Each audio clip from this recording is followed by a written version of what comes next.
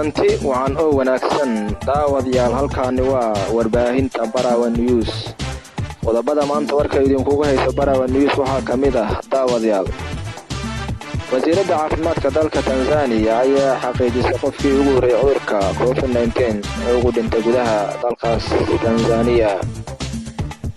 Madaxda ka tirsan urur goboleedka IGAD ayaguna ka hadlay xaaladda coronavirus uguna wada hadlay qadka telefoonka.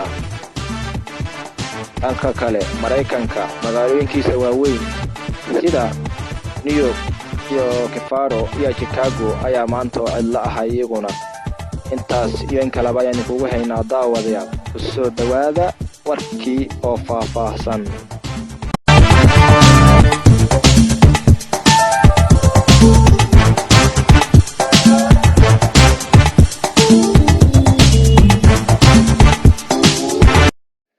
daawadayaal waa maalinimo Talaada taariikhdu ay ku beegan tahay 31 bisha Maarch 2020.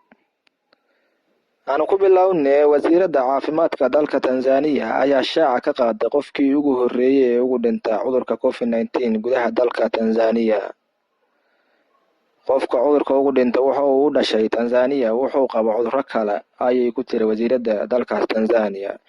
Tanzania horaan u xaqiijisay 18 qof oo cudurka uu ku dhacay coronavirus halka hal qof oo ka kacay cudurkaas dilaaga ee adduunka faraha badan ku haya.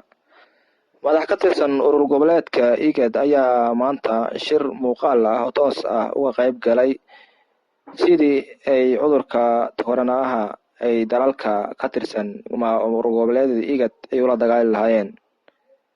Waxa ay ka wada hadleen xaaladda looga hortagayo cudurka corona ama COVID-19.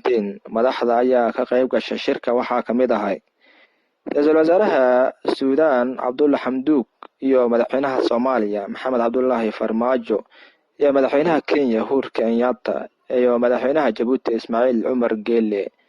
Madaxweynaha ku-xigeenka South Sudan Bashir iyo Ra'iisul Wasaaraha wadankaas Itoobiya Abiy Ahmed. Sida ay magaalooyinka waaweyn ee Mareykanku ay ahaayeen maanta, magaalooyinka Chicago iyo Faro iyo Philadelphia iyo New York oo cidla ah. Sidaan oo kale ayaa loo filayaa inay ahaadaan xilli oo madaxweyne Donald Trump oo sheegay inuu kala fogaashada bulshada inay gaari doonto ilaa dabayaaqada bisha Abriil si loo xakameeyo cudurka fayraska. Madaxweyne Trump ayaa yiri sidaan dadka la saadaaliye oo 100,000 ilaa 200,000 oo ariga Mareykanka uu ku dili karo cudurka coronavirus.